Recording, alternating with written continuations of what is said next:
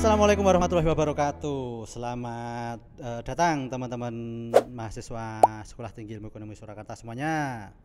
Apa kabarnya semuanya? Semoga baik-baik saja ya.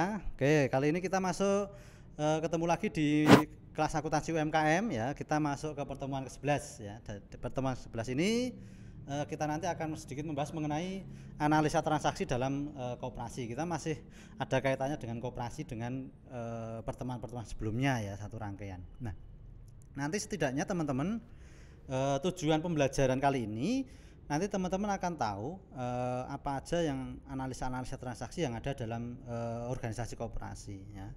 Jadi nanti teman-teman setidaknya bisa mengaplikasikan ya dalam melakukan analisa transaksi di organisasi koperasi. Oke. Nah, analisa transaksi ini kalau kita berbicara analisa transaksi dalam akuntansi itu kan tahap awal ya, tahap awal dalam sebuah siklus akuntansi ya. Jadi nanti analisa transaksi ini apa saja yang perlu kita lakukan ya, yang dalam melakukan analisa. Yang pertama yaitu nanti mempelajari transaksi. Kemudian kita menentukan sih dengan adanya transaksi itu pengaruhnya terhadap elemen laporan keuangan itu bagaimana. Nah itu. Nah ini tahap sebelum nanti penjualan. Kita melakukan klasifikasi dulu, kita melakukan analisa dulu. Yang kedua, nah nanti dari hasil analisa transaksi ini dicatat dalam buku jurnal. Nah baru diposting ke buku besar. Jadi kita analisa elemen pengaruhnya bagaimana, kemudian nanti kita susun ya. Dalam penyusunan yang pertama mesti tahapannya menjurnal kan, menjurnal habis itu memposting. Nah itu terkait dengan analisa transaksi. Nah selanjutnya kita masuk ke sistem pencatatan ya. Dalam akuntansi sistem pencatatan itu biasanya menggunakan sistem pencatatan double entry atau yang biasa dinamakan sistem pencatatan berpasangan ya. Jadi nanti ada sisi kolom debit apa, kredit apa pasangannya.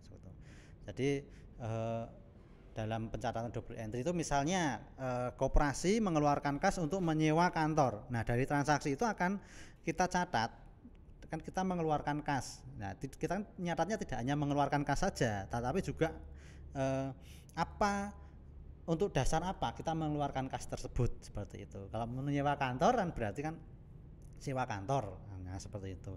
Jadi pasangannya nanti sewa kantor misalnya seperti itu. Nah itu yang dinamakan sistem pencatatan berpasangan itu seperti itu.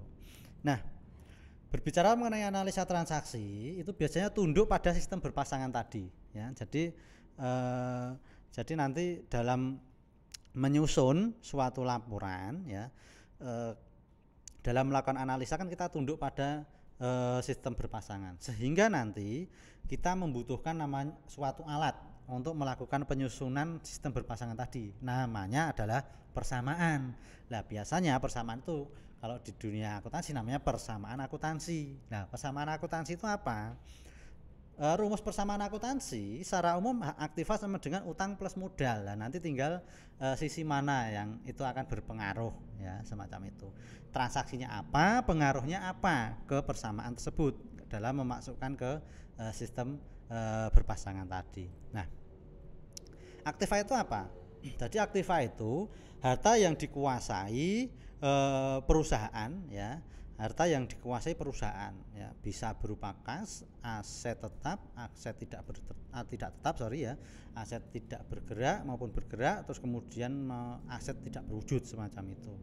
Nah kemudian pasiva, kalau pasiva sumber dari manakah aktiva itu diperoleh? Bisa utang jangka panjang, utang jangka pendek ya, modal ya, atau laba ditahan semacam itu. Nah jadi harta perusahaan itu berasal dari perjalanan perusahaan tersebut ya. Penerimaannya itu bisa dari kreditor utang, bisa dari debitur utang bisa dari pemodal ya, atau modal, pemilik modal ya, semacam itu. Jadi kalau sumber aktiva memang ada dua, dari kreditor atau pemilik ya, atau pemilik modal, owner. Nah, kalau berbicara mengenai hak seorang kreditor nanti biasa dinamakan utang usaha, hak pemilik dinamakan modal pemilik. Nah itu terkait keterangan-keterangan dari sistem pencatatan tadi. Nah, kemudian ragam transaksi dalam akuntansi. Ragam transaksi itu ada transaksi dengan pemilik ya, transaksi yang terjadi antara perusahaan dan pemilik. Ya terdiri dari penyetoran modal, penarikan kembali modal yang biasa dinamakan dividen atau pengambilan hak atau prive semacam itu ya. Tuh. Kemudian yang kedua transaksi dengan debitur. Nah, transaksi dengan debitur ini transaksi yang terjadi perusahaan ini transaksi dengan kreditur ya.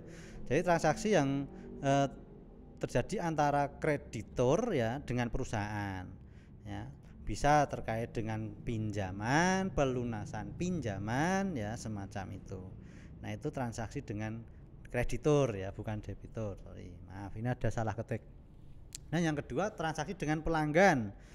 Ini terkait dengan transaksi-transaksi yang terjadi antara perusahaan dengan pelanggan. Pelanggan itu bisa barang, bisa jasa loh ya. Karena tadi ada karakteristik koperasi konsumen kan berarti dengan barang. Jangan kalau koperasi simpan pinjam berarti nanti transaksinya terkait dengan jasa semacam itu. Yang keempat transaksi dengan pemasok. Nah, ini biasanya terjadi pada koperasi konsumen. Jadi terkait dengan transaksi antara perusahaan dan pemasok. Nah, itu. Sebetulnya kalau simpan pinjam pun ada. Pemasoknya adalah deposan, biasanya gitu. Nah, itu terkait dengan transaksi-transaksi dalam koperasi. Kemudian yang kelima transaksi penyedia nilai tambah ya. Jadi transaksi yang terjadi antara perusahaan dan siapapun yang menyediakan nilai tambah kepada produk atau jasa perusahaan. Nah, kemudian yang terakhir ya selanjutnya sebelum saya tutup ini ada pendapatan dan biaya ya. Terkait dengan pendapatan dan biaya ini masuk ke dalam konsep laba sebetulnya ya. Jadi untuk mencapai laba sebuah koperasi itu perlu menjual produk jasanya ya. Dan nanti dia akan memperoleh tambahan tadi bunganya tadi. Jadi dia memperoleh pendapatan bunga dan pendapatan administrasi semacam itu. Nah, nanti dalam aktivitas penyerahan jasa itu dibarengi dengan penerimaan aktiva berupa piutang semacam itu. Nah, naiknya aktiva sebagai akibat aktivitas penyerahan jasa itu disebut pendapatan, naiknya aktiva tadi karena dari aktivitas operasi. Nah, kemudian upaya penyerahan jasa sudah tentu menggambarkan aktivitas ekonomi ya, penyerahan jasa. Nah, sehingga perusahaan harus mengeluarkan pengorbanan tuh untuk mengeluarkan untuk melakukan aktivitas ekonomi ya, untuk memperoleh pendapatan tersebut. Nah, pengorbanan inilah yang biasa dinamakan biaya. Nah, itu terkait dengan konsep pendapatan dan biaya atau konsep laba dalam koperasi ya. Mungkin ini pertemuan yang ke-11, nanti untuk kurang lebihnya bisa kita diskusikan lebih lanjut. Nah, saya cukup akhiri sekian dulu. Wassalamualaikum warahmatullahi wabarakatuh.